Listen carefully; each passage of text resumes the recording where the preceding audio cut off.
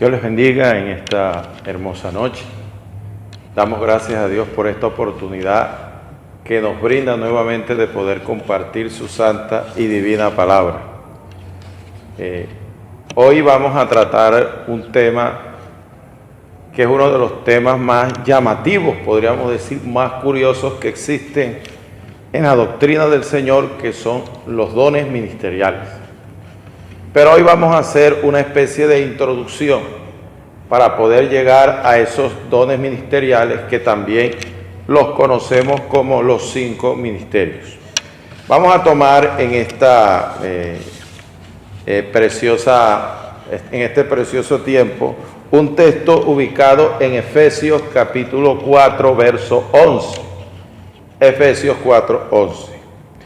Y él mismo constituyó a unos apóstoles, a otros profetas, a otros evangelistas, a otros pastores y maestros. Vamos a hacer una oración para que Dios nos guíe de una manera especial. Padre, gracias por tu palabra, por dejar tu buena voluntad revelada en las Escrituras, pero necesitamos la dirección de tu Espíritu Santo, que es la que nos puede iluminar y hacer entender lo que está escrito. Quita la sabiduría, el concepto y nuestra parte humana que pueda hacer interferencia con lo que tú quieras hablar y colocar en nuestro corazón en estos momentos. Quita todo tropiezo, toda perturbación en el nombre de Jesús. Amén y amén. Nosotros nos encontramos bajo un siglo que está lleno de bastante conocimiento. Los avances que hemos podido alcanzar la raza humana nos pueden colocar nuestra época como la edad moderna, donde hemos salido de pronto de aquellas actitudes, costumbres, maneras y formas de vivir totalmente inadecuadas y también bastante retrasadas. Hoy tenemos tecnología y hoy tenemos un avance en la ciencia bastante importante que facilita nuestra vida. Tenemos, por ejemplo, algo que está en auge como lo es la IA. La IA es la inteligencia artificial, máquinas o robots que parece que pensaran y que pudieran razonar igual que los seres humanos. Es un computador, no es un ser humano, pero es un avance. Por ejemplo, la nanotecnología. Antes los aparatos eran completamente grandes. Los computadores podían tener hasta una manzana, como en Nueva York cuando se hizo el primer computador. Y hoy hay computadores que se cargan en el bolsillo prácticamente. Se conoce como la nanotecnología, cosas pequeñas que hacen grandes cosas. Pero ¿cómo los seres humanos hemos venido obteniendo ese conocimiento? ¿Cómo lo hemos adquirido? ¿Cómo lo hemos conseguido y cómo lo desarrollamos, lo aplicamos a nuestra vida? Eso es debido a las capacidades que nosotros tenemos. Tenemos razón, tenemos conciencia, tenemos inteligencia y tenemos sabiduría. Y eso es lo que hace de que podamos captar del mundo lo que pasa y tratar de buscarle una explicación y más tarde ingeniárnoslas para que eso esté a nuestro beneficio. Lo mismo suele ocurrir con las cosas de Dios. Las cosas de Dios, Dios dejó capacidades en el ser humano, Dios le dejó al hombre habilidades para la obra del Señor. Las capacidades que Dios prácticamente va colocando sobre nuestra vida para que podamos evolucionar y crecer espiritualmente. Esas habilidades o esas capacidades de carácter espiritual podríamos llamarlas prácticamente ahora en nuestro tiempo. Podríamos llamarlas dones, como lo llama la Biblia, los dones que Dios reparte al ser humano. Hay que reconocer que existen dones que no son para el pueblo de Dios, que son dones seculares para el mundo material en que vivimos, pero los dones para la iglesia son de carácter espiritual, son totalmente diferentes. Y para Dios poder llevar a la obra de Dios, para que la obra del Señor pudiera desarrollar y pudiera ejecutar los propósitos y los planes, los proyectos que Dios tiene con el cristiano, prácticamente necesita Dios dotarlo o capacitarlo. Si Dios no lo capacita, la persona no tendrá la capacidad de poder desenvolverse en el campo que Dios le ha demandado o le pide que lo haga. Por ejemplo, coloquemos la vida de Moisés. Moisés fue un hombre que prácticamente fue llamado por Dios siendo un pastor de ovejas. Y cuando Dios le habla y le dice que vaya hacia Egipto y que vaya a enfrentar a Faraón, primero era el monarca más importante y poderoso del momento.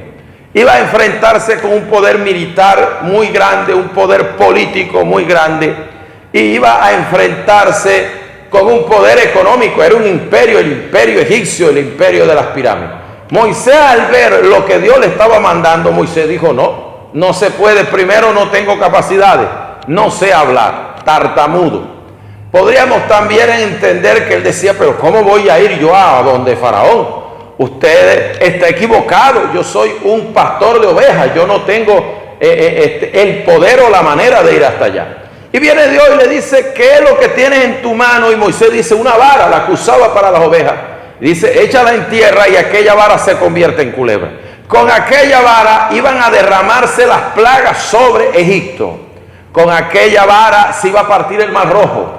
Con aquella vara Faraón iba a ver convertirse una vara en culebra y tragarse la vara de los brujos que estaban con él.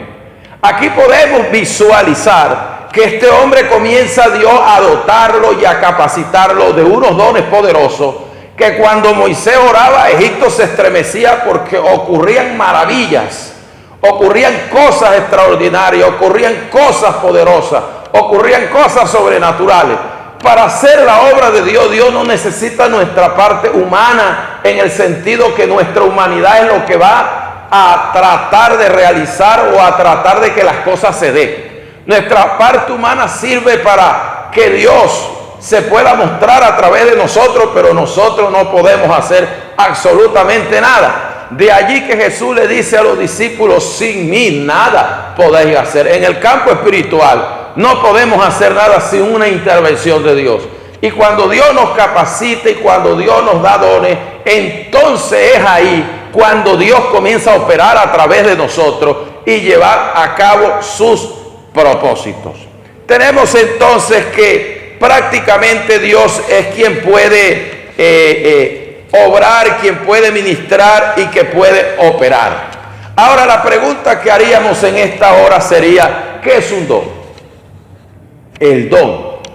¿Qué es un don? En nuestro argot popular, un don es para tratar de manifestar respeto. Don Alfonso, don Gonzalo, don Antonio, esa es una expresión de respeto. Pero también puede servir en el sentido ofensivo. Hay gente que cuando quiere hablar despectivamente de alguien dice: don fulano, pero es una forma despectiva, de desprecio hacia la persona. Pero en el sentido teológico, ¿qué es un don? Un don en el sentido teológico es un regalo de Dios. Quiere decir que ese don prácticamente, cuando llega a la vida de la persona, ese don llega porque Dios tomó la decisión de regalárselo. Es decir, no podemos comprar los dones. Hay personas que quisieran hacer algo, les gusta esa área, pero no dan, porque el don no lo tienen. ¿Y cómo hacen para conseguirlo? No hay manera de conseguirlo. Eso se lo da Dios al que Él quiere. Prácticamente podemos entender al menos de que Dios le ha dado un don a toda persona, a todo ser humano, pero Dios da de acuerdo a esa capacidad. Sin los dones, el mundo no pudiera funcionar. Imagínense un mundo en el aspecto secular sin zapateros, un mundo donde no hubieran médicos, un mundo donde no hubieran ingenieros, un mundo donde no hubieran científicos, un mundo sin tantas capacidades, estaríamos completamente retrasados. Por lo tanto, un don es un regalo de Dios y Dios se lo dio a cada persona de acuerdo como Dios así lo ha podido determinar. ¿Cuál es entonces el origen de los dones? ¿De dónde se originan los dones?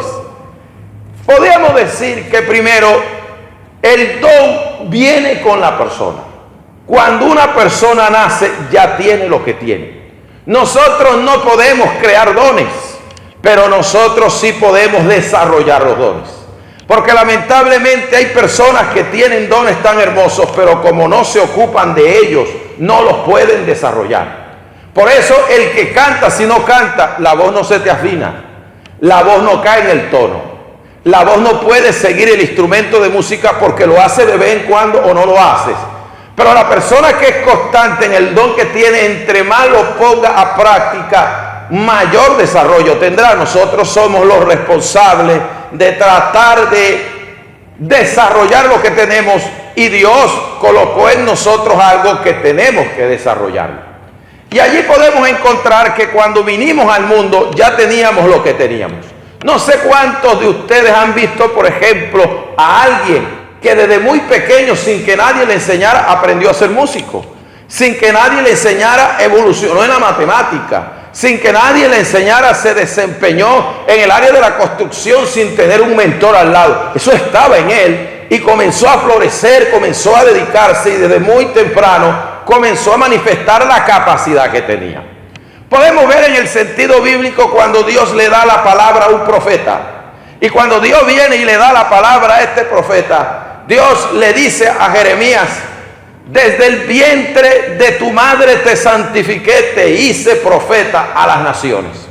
Dios le estaba diciendo a Jeremías en ese momento que lo había escogido desde el vientre de la madre. Quiere decir que Jeremías no era profeta en el momento que Dios se lo dice, sino que en el momento que se lo dice se lo da a conocer, pero él lo escogió desde el vientre de la madre. Lo que nos está dando a entender que cuando Dios nos habla, no nos está dando el don en el momento, sino que nos está diciendo para qué nos ha llamado. Hay personas que tienen esa gran pregunta: ¿qué será lo que Dios me ha dado? Esa pregunta solo se la puede responder Dios. Yo le podría dar algún indicio, por ejemplo, que le gusta. Segundo, ¿dónde ve usted que tiene mayor habilidad? Probablemente ahí está el don. Si se le facilita algo, ahí está el don. Y prácticamente Dios le dice: usted es profeta, y este hombre no lo acepta. Pero ¿cómo voy a ser yo un profeta si yo soy un niño? Es decir, yo no tengo capacidad para eso. Sí tenía el don, pero se sentía incapacitado. Nadie nace capacitado. Cuando Dios llama a una persona es porque tiene un propósito con ella, y a medida que uno va teniendo experiencia va desarrollando lo que tiene. Pero prácticamente nadie Dios lo llama capacitado, porque todos venimos al mundo a adquirir experiencia.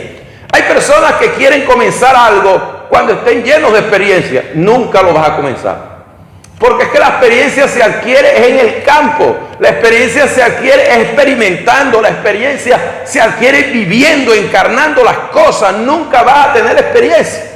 Yo no voy a cantar porque canto mal, y nunca vas a cantar bien. Tienes que salirse el gallo, tiene que desentonarse, tiene que pasar por una serie de defectos para que usted pueda desarrollar eso que tiene. Sin errores no se desarrolla ningún don. Tienen que haber errores en el transcurso del camino. Por lo tanto, una persona cuando tiene un don debería preocuparse por preguntarle a Dios qué le ha dado. Porque, vuelvo y le reitero, Dios a todos nos ha dado algo. A uno dice que le dio 2, a otro le dio 5 y a otro le dio 1, la parábola de los talentos, pero es que a los 3 les dio. Hay que reconocer que hay gente que tiene más de un don, pero hay que reconocer que todo el mundo Dios le ha dado algo. Y unos se han preocupado por desarrollarlo y otros no, otros simplemente lo tienen estancado. Jeremías recibe la palabra, y cuando él recibe la palabra se da cuenta que no es profeta en ese momento, está recibiendo la información de que es profeta, pero era profeta desde el vientre de la madre. Y Dios simplemente a esa edad, se calcula más o menos entre 18 y 20 años, por el tiempo de los reyes que vivió y profetizó, más o menos recibe el llamado a ese tiempo. No hay edad para desarrollar un don. Quiere decir que Dios puede llamar a un hombre de 80 años como Moisés, y puede llamar a un niño de 18 como Jeremías. No hay edad. Dios llama en el momento que Él quiere y a la hora que Él quiere. Y podemos observar prácticamente acá a una persona que se sentía incapacitada, pero ya Dios le había dado el don. Y como el don estaba ahí, Dios sabía que lo podía hacer. Dios nunca pide algo que no podamos hacer. ¿Qué era lo que tenía que hacer el profeta Jeremías? Comenzar a meterse en el plan de Dios.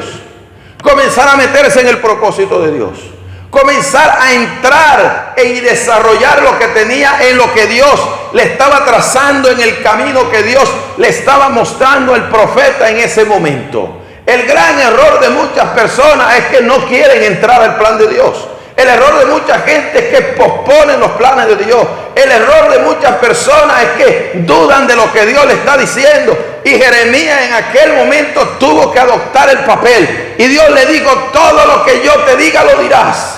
No me puedes evadir, no me puedes contradecir. Estaba tratando de convencer al futuro profeta de que entrara en el plan y el propósito de Dios.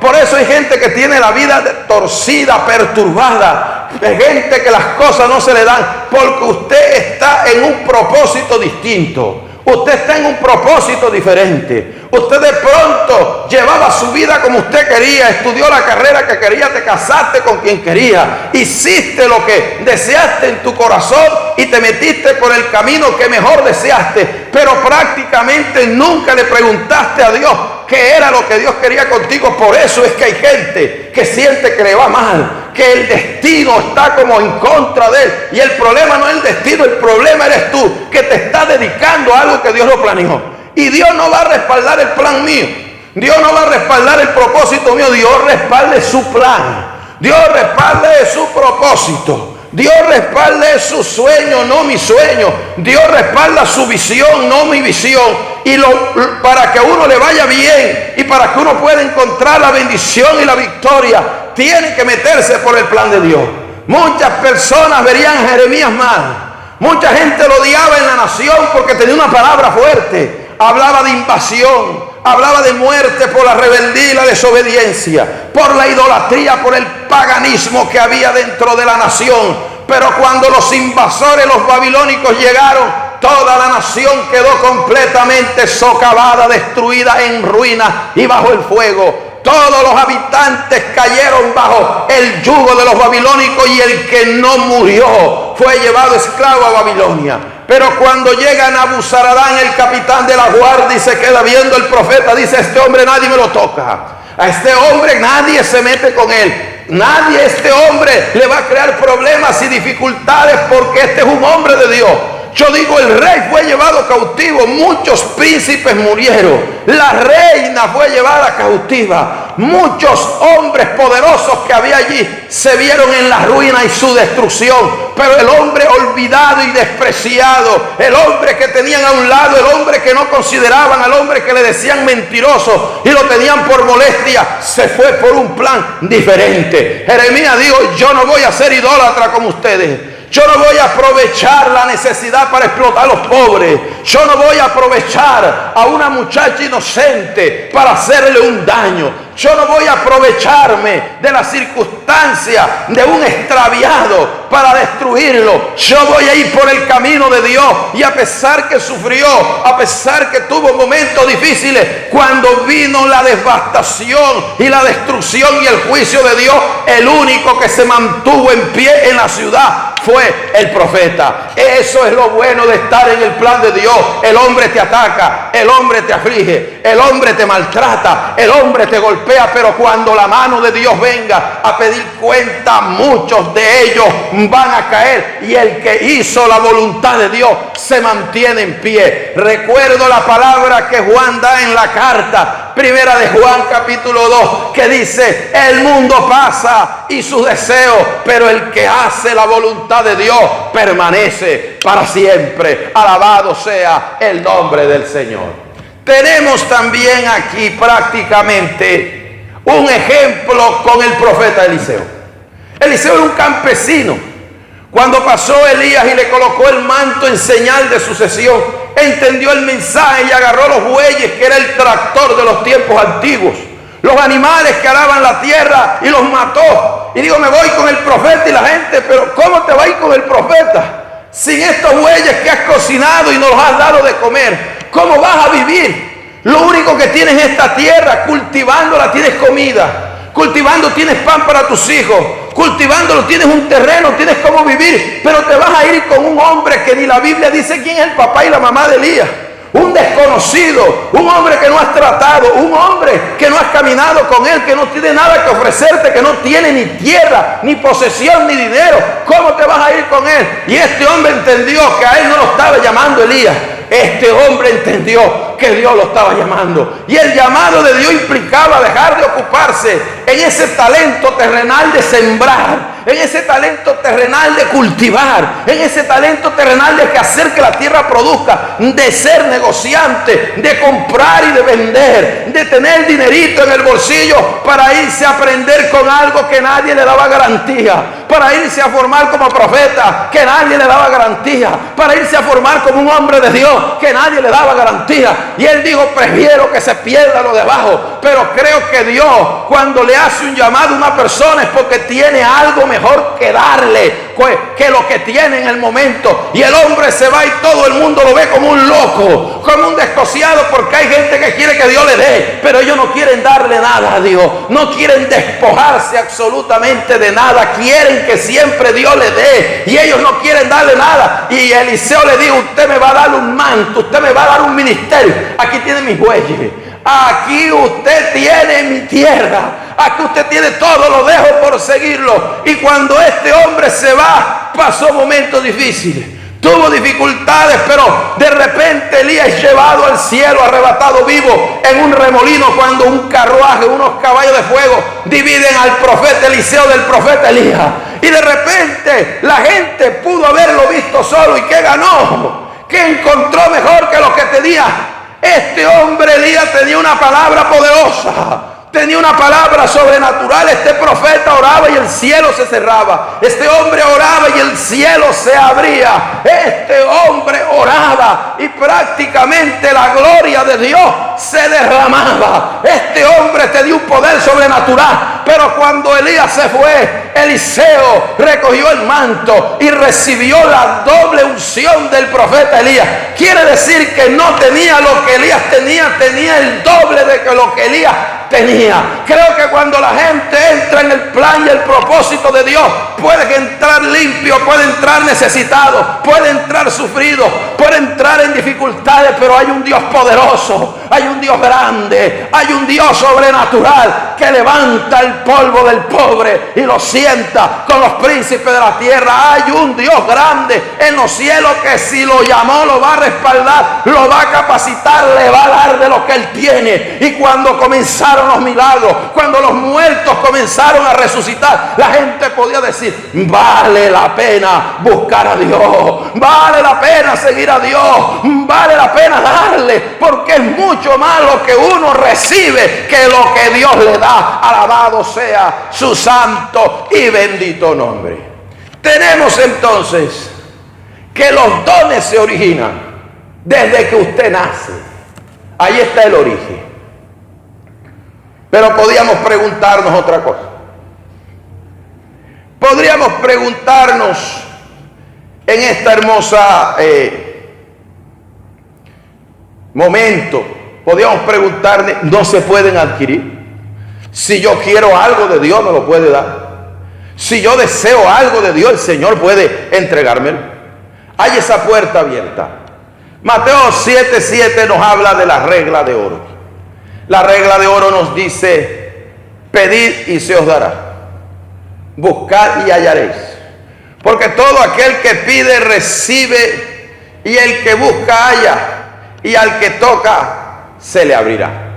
Nos está diciendo allí prácticamente de que si yo le pido algo a Dios, Dios me lo puede otorgar. Si usted le pide un don a Dios, Dios se lo puede dar. La puerta queda abierta.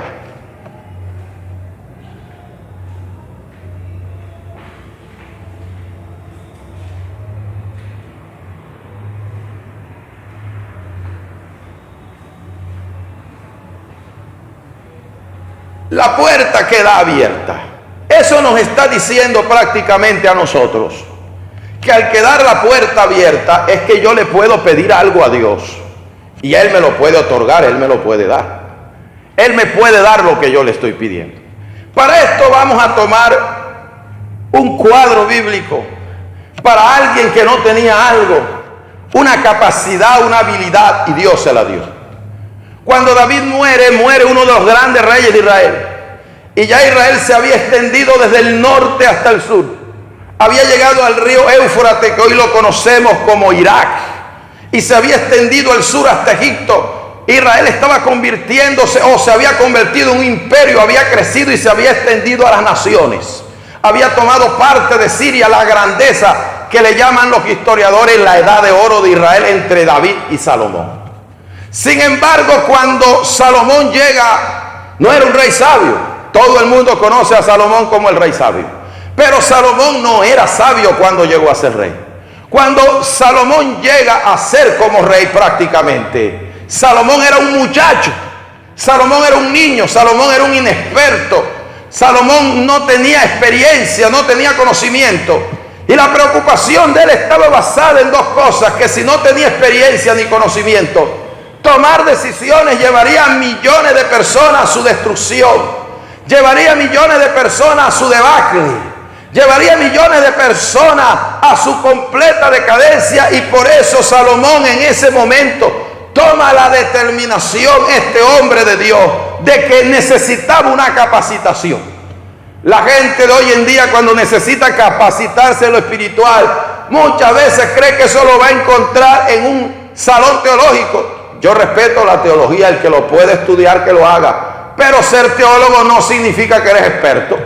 De allí que es que como el que es chef, usted puede ser chef, pero no porque te lo explicaron en un pizarrón o en un tablero. Hasta que tú no vayas a la práctica a llevar a eso, tú no vas a saber qué es eso. Y por eso hay personas que creen que solo adquiriendo el conocimiento van a sentirse capacitados. El conocimiento es bueno, pero el conocimiento toma efectividad con la práctica, con la aplicación.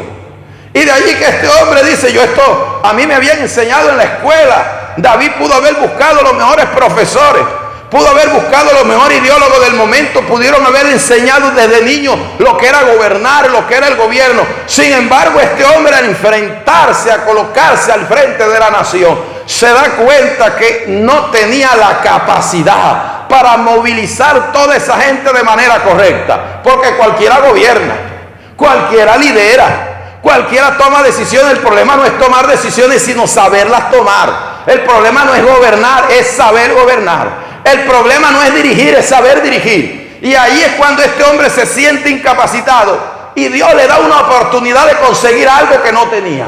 Cuando llega el momento, Salomón tiene un sueño y Dios se le aparece en medio del sueño y le dice a este hombre: pídeme lo que tú quieras.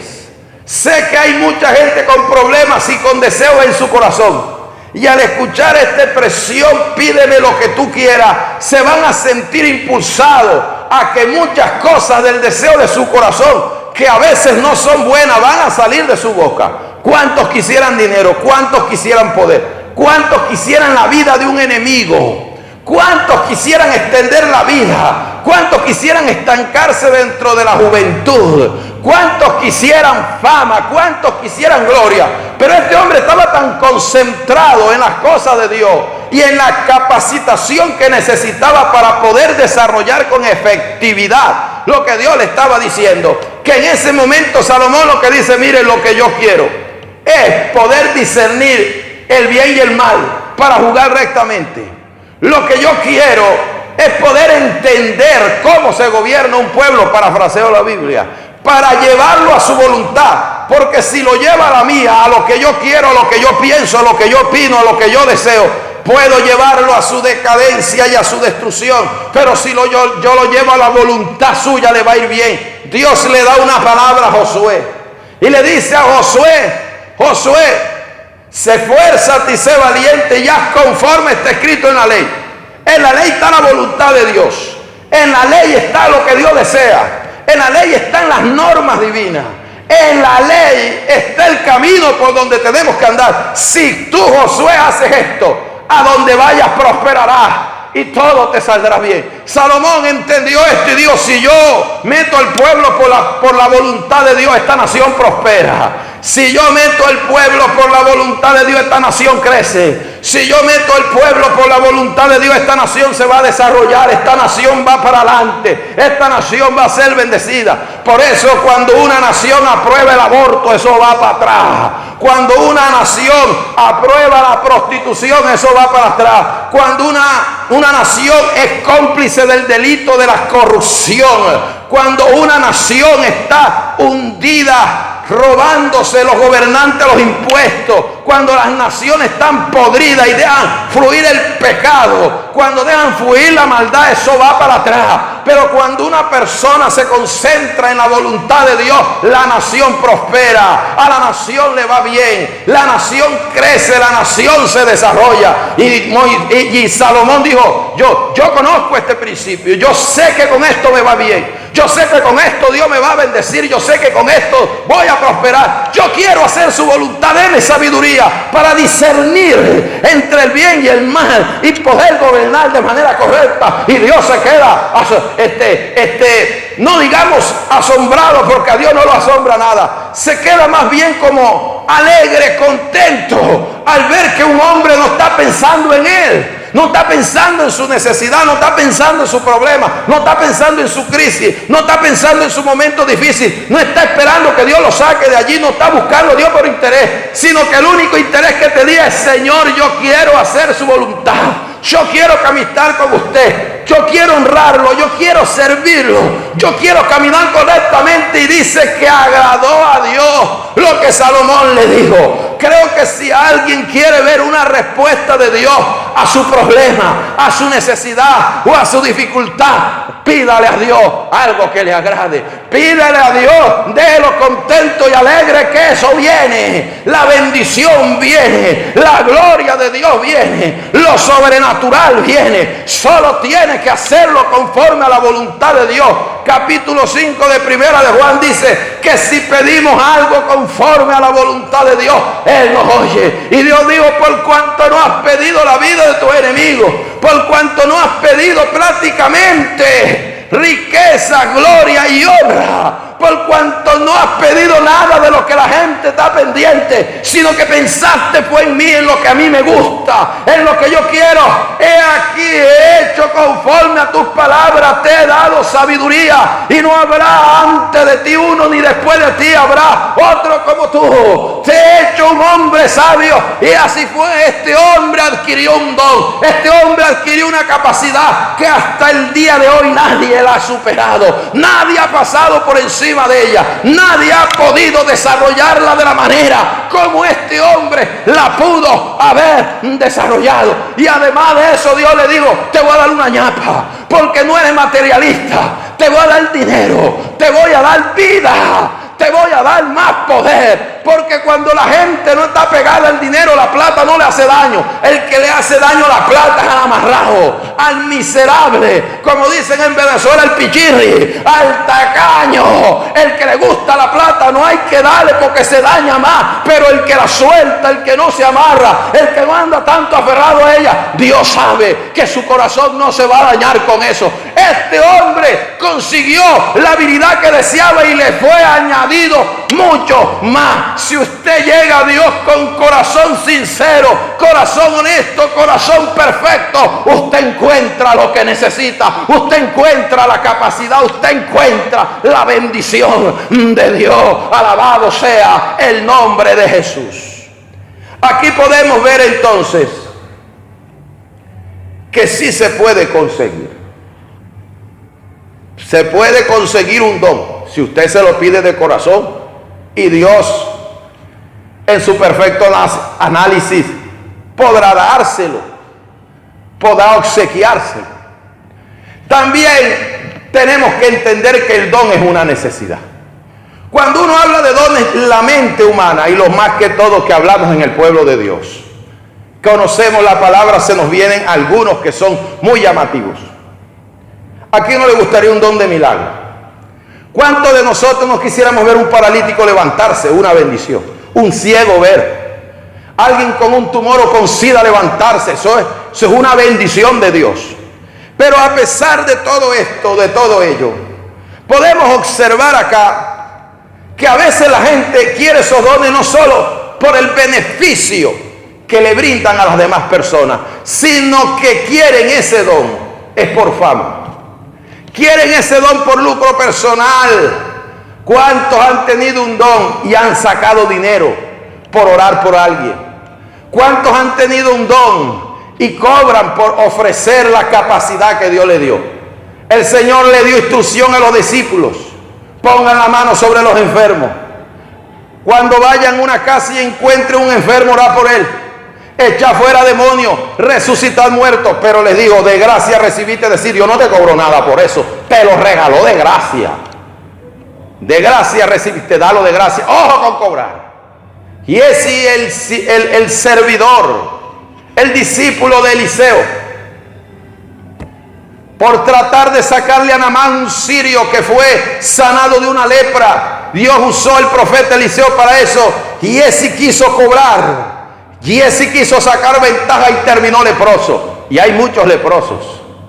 Hay mucha gente que iba a heredar, y ese iba a heredar lo que Dios le había dado al profeta, así como Elías le dio herencia a Eliseo. Eliseo iba a dejar en Giesi lo que Dios le había dado. Lo estaba entrenando, lo estaba capacitado. Es muy difícil entrenar a un Judas que está pendiente de la plata. Es muy difícil entrenar a un carnal que está viendo qué bonita llega a la iglesia. Es muy difícil entrenar a un chulo, un ave de rapiña, un carroñero que está viendo a ver qué le quita a los demás. Pierden la bendición de Dios por algo material, por algo terrenal. Hay momentos en que no puedes tener dos cosas en la misma mano. Sueltas lo de abajo y te quedas con lo de arriba, o sueltas lo de arriba y te quedas con lo de abajo. Y aquí encontramos que los dones son dados no para engrandecer a una persona, sino para beneficiar a la gente.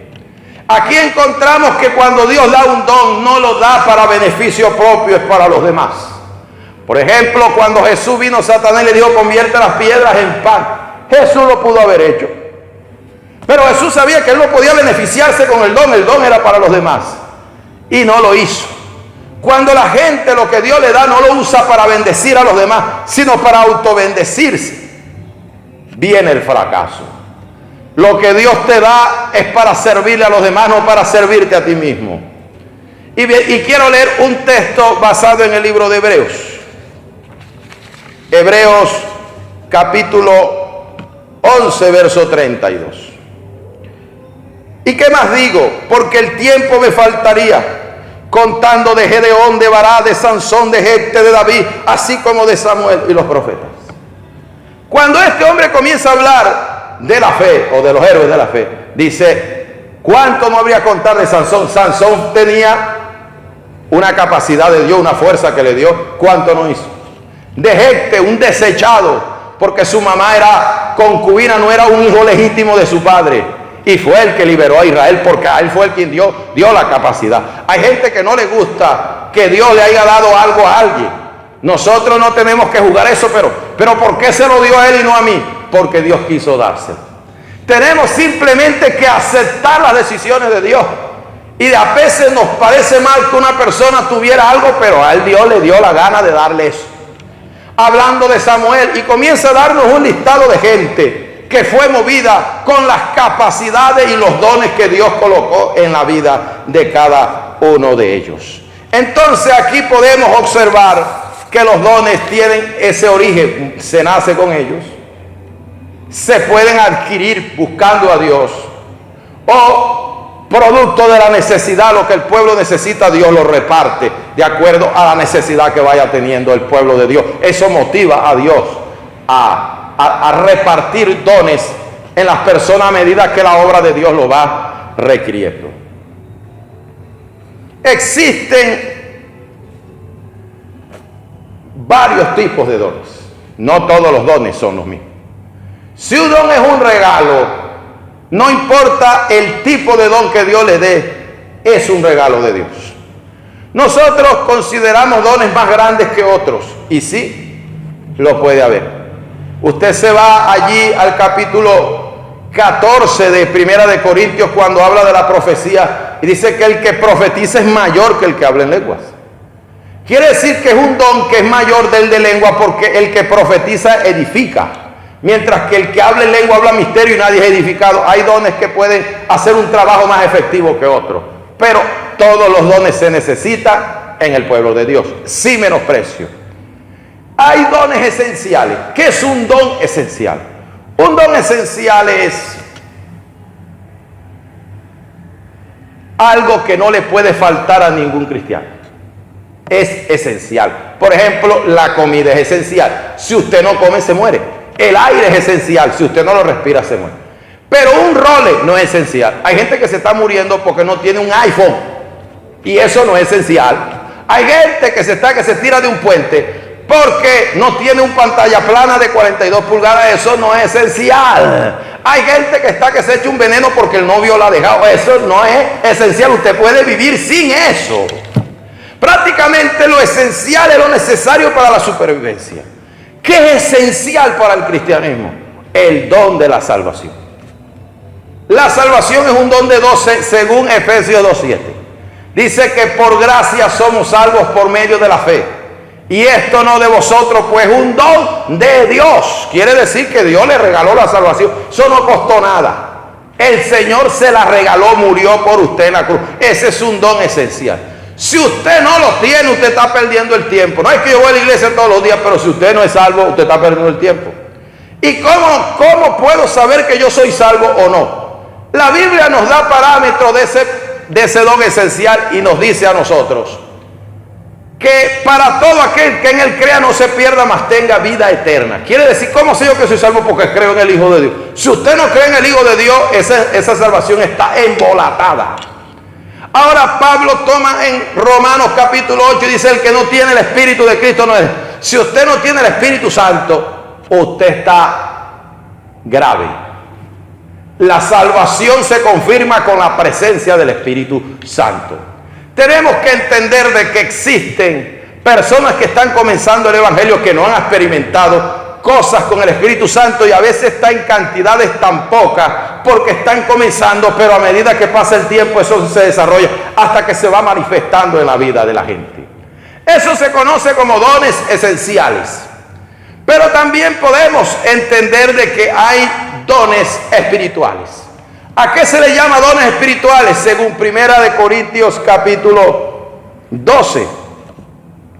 Un don espiritual es aquel que da el Espíritu Santo.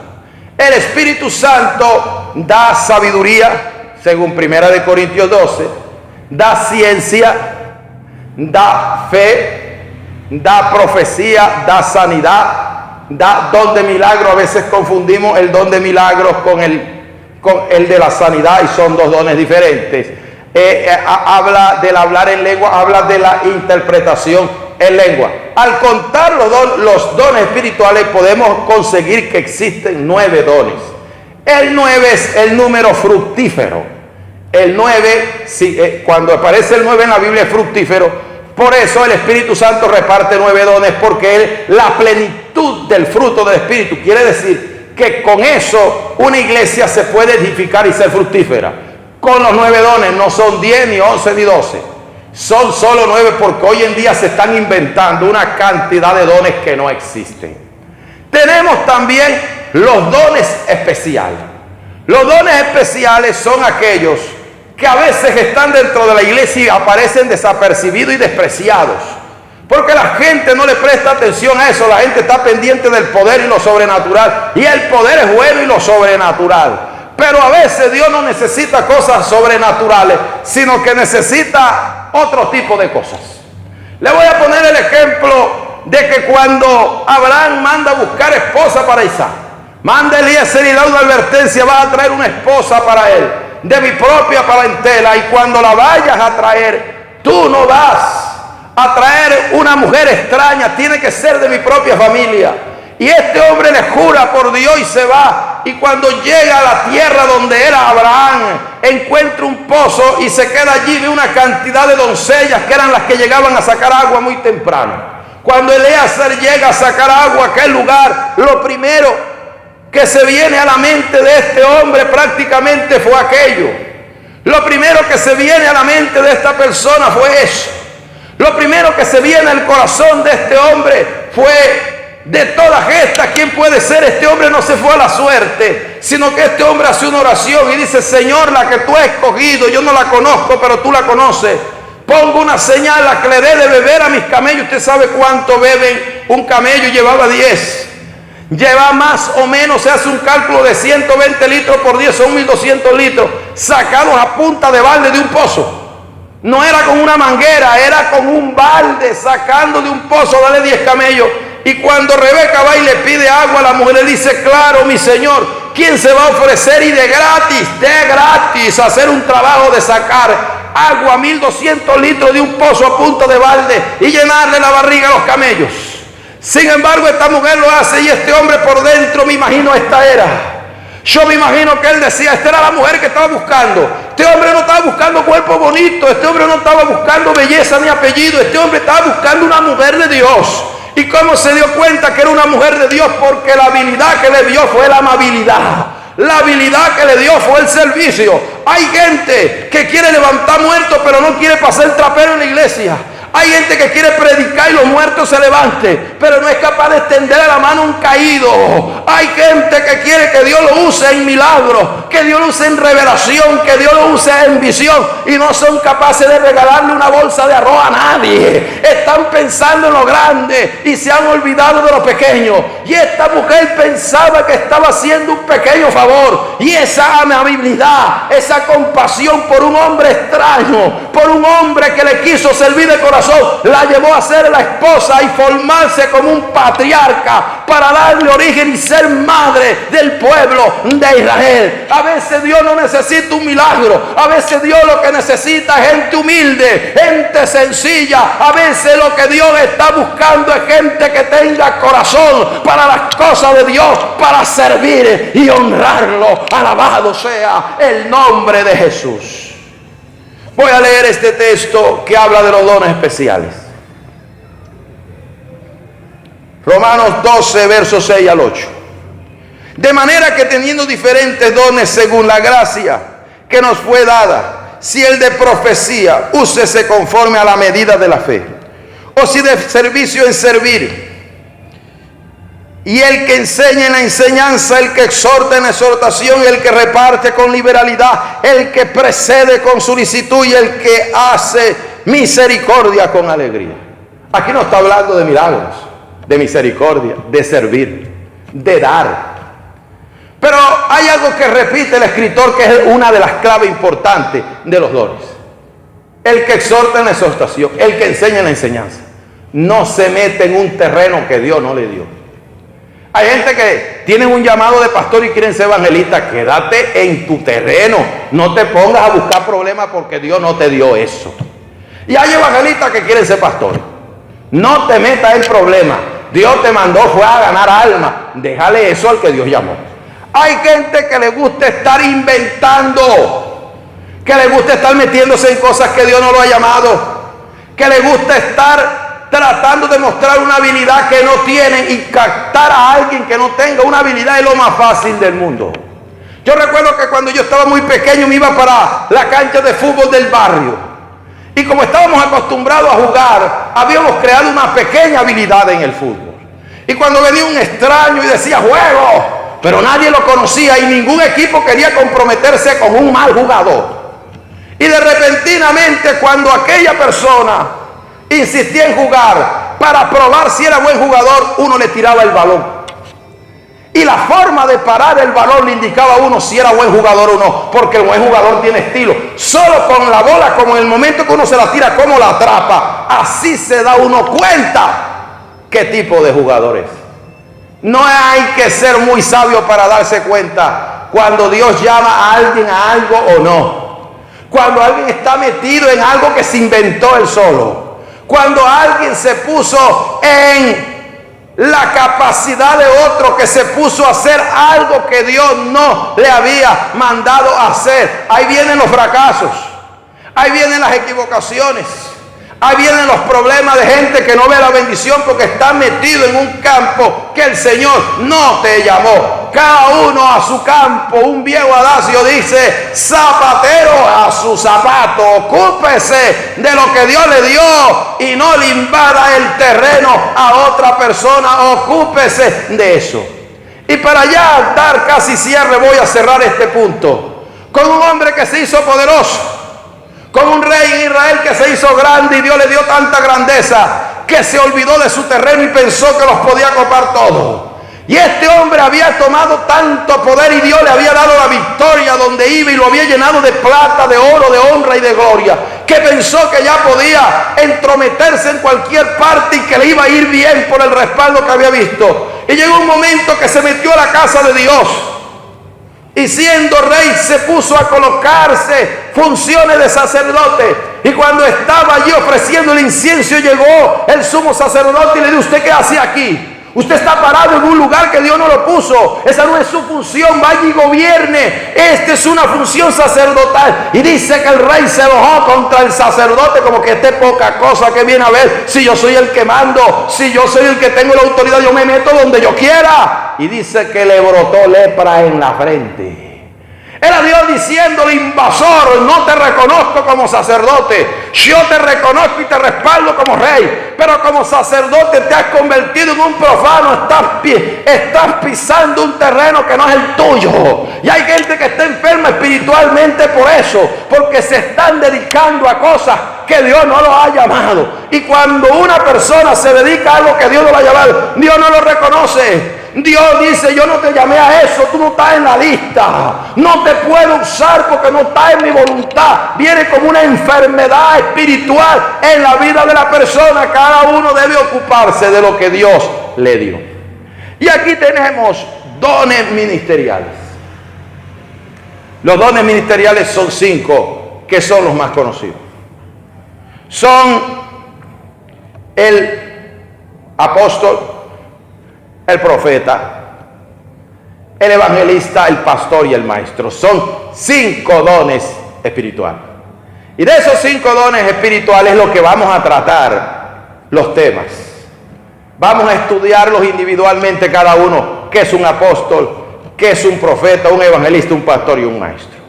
Sé que hay preguntas como: ¿hay apóstoles los días de hoy? ¿Fue Pablo el último apóstol? En la próxima oportunidad vamos a tocar ese tema. Sin embargo, quisiera añadir que solo son 5 dones ministeriales. El canto, la alabanza, la adoración es un don de Dios, pero no es ministerial. Hay que saberlo ubicar. ¿Dónde podríamos ubicar el don de la música? El don de la música podríamos ubicarlo allí en dones especiales, en Romanos 12:6 al 8, que nos dice que el de servir en el servicio está sirviéndole a Dios. Pero dentro de los 5 no aparece ministerio de música. No quiero ofender a los músicos. Pueden haber músicos más espirituales y llenos de Dios que yo, en mejores condiciones que yo, en mayor estima delante de Dios que yo, que Dios me llamó a predicar. Pero no quiero pisotear, sino aclarar que no está en los 5 ministerios. Hoy llega una persona, que el departamento de evangelización. Hay líderes de evangelización, pero eso no está en los 5 ministerios. Hay que ubicarlo en otro lado. No le estoy diciendo que no exista el don, sino que lo ubicamos mal dentro de los 5 ministerios. Son 5. Alabado sea el nombre del Señor. Son 5 ministerios que los veremos más adelante. Bendita sea la gloria del Señor. Démosle gracias a Dios en esta hora. Padre, te damos gracias por esta oportunidad que nos has permitido de compartir tu santa y divina palabra. Capacítanos para honrarte y servirte como tú lo deseas, en el nombre de Jesús. Amén y amén.